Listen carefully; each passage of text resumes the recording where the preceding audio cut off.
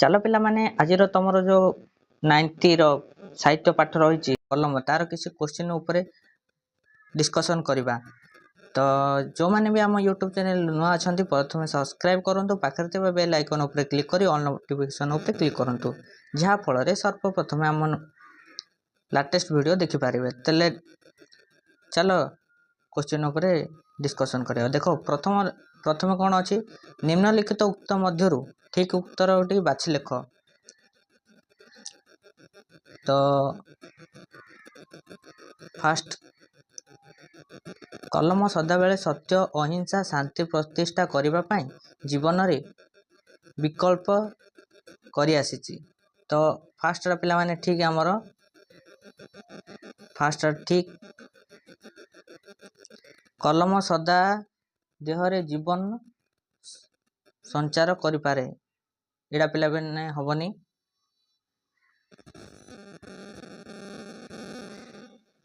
ଉତ୍ତର ଏଠି ରହିଛି, ଦେଖିଦେବେ ହେଲା, ଠିକ୍ ଉତ୍ତର ସବୁ ଏଠି ଅଛି। ତେବେ 2 ନମ୍ବର ଆମେ ଦେଖିବା, ଅନ୍ଧେ ଦେଇଛ ଆଖିରେ, 4ଗୋଟି ଅର୍ଥ ନିମ୍ନରେ ସୂଚିତ ହୋଇଛି, ଏଥିମଧ୍ୟରୁ ଠିକ୍ ଅର୍ଥଟିକୁ ବାଛି ଲେଖ। ତା ଭିତରୁ ଠିକ୍ ଉତ୍ତରଟି ଆମେ ବାଛି ଲେଖିବାକୁ ପଡ଼ିବ। ଅନ୍ଧକୁ ଆଖି ଦାନ କରିଛ, ଏଇଟା ପିଲାମାନେ ରଙ୍ଗ, ଏଇଟା ହବନି, ଏଇଟା ରଙ୍ଗ। ଖ କ'ଣ ଲେଖା ହେଇଛି, ଅନ୍ଧ ଆଖି ଦାନ କରିଛି, ଇଏ ବି ପିଲାମାନେ ହବନି, ଇଏ ରଙ୍ଗ। ଗ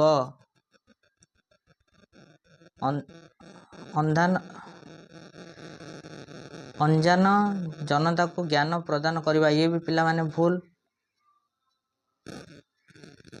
ପିଲାମାନେ ଗ ଠିକ୍ ହେଲା, ଅଜ୍ଞାନ ଜନତାକୁ ଜ୍ଞାନ ପ୍ରଦାନ କରିଛି, ଇଏ ଠିକ୍। ତାପରେ 3 ନମ୍ବର ଆନ୍ସର ଉପରେ ନଜର ପକାଇବା, ଅର୍ଥଗତ ପାର୍ଥକ୍ୟ ଦର୍ଶାଏ। ଅର୍ଥଗତ ପାର୍ଥକ୍ୟ ମାନେ କ'ଣ, ତାପରେ ଡିସ୍କସନ୍ କରିବା। ଚିର ମାନେ ଚିରାକାର, ପୁର ଚିର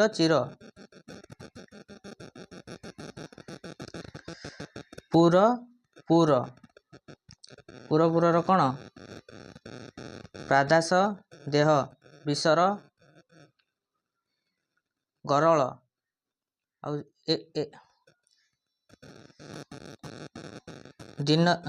ଦିନର ଦିବସ, ଠିକ୍ ଅଛି। ଏ ଦିନର ହେଉଛି ଗରିବ ହେଲା। ତ 4 ନମ୍ବର ଉପରେ ଚାଲନ୍ତୁ, 4 କ୍ୱେଶ୍ଚିନ୍ କ'ଣ ରହିଛି, ନିମ୍ନଲିଖିତ ଶବ୍ଦ ଗୁଡ଼ିକର ବିପରୀତ ଅର୍ଥ ବର୍ଦ୍ଧିକ ଶବ୍ଦ ଲେଖ। ଦୁର୍ବଳର କ'ଣ ବିପରୀତ ଶବ୍ଦ, ଦୁର୍ବଳର ସବଳ। ଆପଣାର ପରବର୍ତ୍ତୀ ଶବ୍ଦ କ'ଣ, ଆପଣାର ପର। ତାପରେ ବନ୍ଧନର ପରବର୍ତ୍ତୀ ଶବ୍ଦ ମୋଚନ, ଠିକ୍ ଅଛି। ତାପରେ ଆମର ରହିଲା ଜାଗ୍ରତର କ'ଣ, ପୃଷ୍ଠ, ଠିକ୍ ଅଛି। ବିଶ୍ୱାସୀର ପରବର୍ତ୍ତୀ ଶବ୍ଦ ଅବିଶ୍ୱାସୀ ହେଲା। ତାପରେ 5 ନମ୍ବର, ନିମ୍ନଲିଖିତ ଶବ୍ଦ ଗୁଡ଼ିକର ବ୍ୟବହାର କରି ଗୋଟିଏ ପାର୍ଥକ୍ୟ ବାକ୍ୟ ଗଠନ କର। ଅହରହ, ତ୍ରିଖୁଣ, ଅଳିକ, ଦୁର୍ବିସହ, ଶୋଷଣ। ଫାର୍ଷ୍ଟ ଆମେ ଦେଖିବା ଅହରହ, ଠିକ୍ ଅଛି ପିଲାମାନେ। ଅହରହ କ'ଣ, ଅହରହ ସମ୍ପ୍ରତି ଦେଶରେ ଅହରହ ଦରବୃଦ୍ଧି ହେତୁ ସାଧାରଣ ଖାଉଟି ବ୍ୟତିବ୍ୟସ୍ତ ହୋଇ ପଡ଼ୁଛନ୍ତି ହେଲା। 2 ନମ୍ବର ହେଲା ତ୍ରିଖୁଣର କ'ଣ, ତ୍ରିଖୁଣର ରହିଛି ସୈନ୍ୟବାହିନୀ ସୀମାରେ ଶତ୍ରୁମାନଙ୍କର ଗତିବିଧି ଉପରେ ତୀକ୍ଷ୍ଣ ଦୃଷ୍ଟି ରଖିଛି। ଠିକ୍ ଅଛି। ତାପରେ ରହିଲା ଅଳିକ। ଅଳିକର ହେଉଛି ଅଳିକ କଥାରେ ଭାସିଯାଅ ନାହିଁ। ଠିକ୍ ଅଛି। ଦୁର୍ବିସହ। ଦୁର୍ବିସହ ହେଉଛି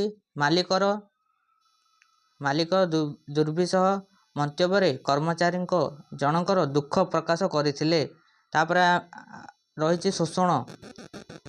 ପୂର୍ବେ ଜମିଦାରମାନେ ପ୍ରଜାଙ୍କୁ ଶୋଷଣ କରୁଥିଲେ। ଠିକ୍ ଅଛି। ତାପରେ ରହିଛି ନିମ୍ନଲିଖିତ ଶବ୍ଦ ଗୁଡ଼ିକର 2ଟି ଲେଖାଏଁ ପ୍ରତିଶବ୍ଦ ଲେଖ। ପ୍ରତିଶବ୍ଦ 2ଟି ଲେଖାଏଁ ଲେଖେଇବା ହେଲା। ଫାର୍ଷ୍ଟ ରହିଛି ତୁନି। ଫାର୍ଷ୍ଟ ରହିଛି ତନୁ। ତନୁର ହେଲା ଦେହ ଶରୀର। ଠିକ୍ ଅଛି। ତାପରେ ରହିଛି ଧରା। ଧରା ହେଉଛି ଧରଣୀ ବା ପୃଥିବୀ ହେଲା। ଗିରି। ଗିରିର ହେଉଛି ଶୈଳ ବା ପର୍ବତ। ଠିକ୍ ଅଛି। ଜଳ। ଜଳ ହେଉଛି ନୀର ବା ବାରି। ଠିକ୍ ଅଛି। ନିମ୍ନଲିଖିତ ବିଶେଷ ଶବ୍ଦରୁ ବିଶେଷ୍ୟ ଶବ୍ଦ ପରିଣତ କର। ତେବେ କ'ଣ ଏ ବିଶେଷଣ ଶବ୍ଦ ଦେଖିବା? ଦୁର୍ବଳ, ଦୁର୍ବଳତା। ଠିକ୍ ଅଛି। ଅମର, ଅମରତ୍ୱ। ଜଡ଼, ଜଡ଼ତା। ସୁନ୍ଦର, ସୌନ୍ଦର୍ଯ୍ୟ। ଠିକ୍ ଅଛି। 8 ନମ୍ବର କ୍ୱେଶ୍ଚିନ୍। ଓଡ଼ିଆ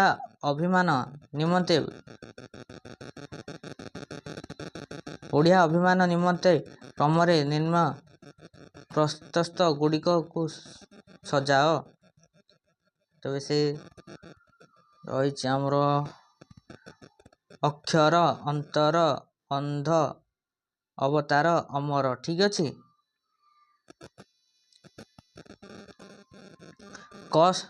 ତାପରେ ରହିଲା ଆମର କ ସ୍ତମ୍ଭରୁ ଖ ସ୍ତମ୍ଭ ଉପଯୁକ୍ତ ଶବ୍ଦ ବାଛି ଯୋଗ କର।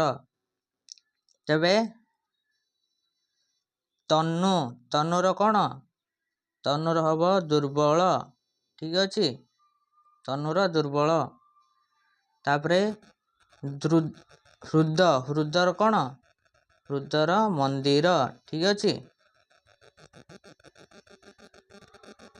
ଅଳିକ। ଅଳିକର କ'ଣ? ଅଳିକର ଧରଣୀ। ଠିକ୍ ଅଛି। ଅମର। ଅମରର କ'ଣ? ଯଶ। ଠିକ୍ ଅଛି। ତାପରେ କାଳ। କାଳର ବକ୍ଷ। ଠିକ୍ ଅଛି। 10 ନମ୍ବର କ୍ୱେଶ୍ଚିନ୍।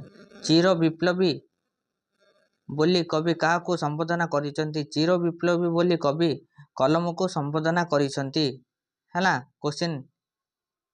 ତାପରେ 11 ନମ୍ବର କ୍ୱେଶ୍ଚିନ୍। କଲମକୁ ମୌନ ବୋଲି କବି କାହିଁକି କହିଛନ୍ତି? କଲମ ନୀରବରେ କବିଙ୍କ ମନୋଭାବକୁ ପ୍ରକାଶ କରି କବି ତାଙ୍କ ମୌନୀ ବୋଲି କହିଛନ୍ତି। 12 ନମ୍ବର କ୍ୱେଶ୍ଚିନ୍। ଦୁର୍ବଳ ଶରୀର ସତ୍ତ୍ୱେ କଲମର କ୍ଷମତା ସମ୍ପର୍କରେ କବି କ'ଣ କହିଛନ୍ତି? କବି କହିଛନ୍ତି ଦୁର୍ବଳ ଶରୀର ସମ୍ପର୍କେ କଲମ ଜନତାର ହୃଦ ବା ମନ୍ଦିର ଓ ଧରାତଳକୁ ଥରାଇ ଦେଇଥିବା ବୋଲି କବି କହିଛନ୍ତି। 13 ନମ୍ବର। କଲମ ବନ୍ଦୀ ହୋଇଯାଇଛି କି? କଲମ ବନ୍ଦୀ ହୋଇଯାଇଛି କି? କବି କାହାକୁ ବର୍ଣ୍ଣନା କରିଛନ୍ତି? ତେବେ ଉତ୍ତର ହେଉଛି ତତ୍କାଳୀନ ସମାଜରେ ଦୃଷ୍ଟି ଦେଇଥିବା ଅସାମାଜିକତା କଥା ଶୋଷଣ ଅତ୍ୟାଚାରକୁ ଅବଲମ୍ବନ କରି ମଧ୍ୟ ଚିର ବିପ୍ଳବୀ କଲମ ମୌନ ରହୁଥିବାରୁ ଠିକ୍ କଲମ ବନ୍ଦୀ ହୋଇଯାଇଛି କି ବୋଲି କହିଛନ୍ତି। ଠିକ୍ ଅଛି। ତାପରେ 14 ନମ୍ବର। କଲମକୁ କ'ଣ କରିବା ପାଇଁ କବି ଆହ୍ୱାନ କରିଥିଲେ? କଲମକୁ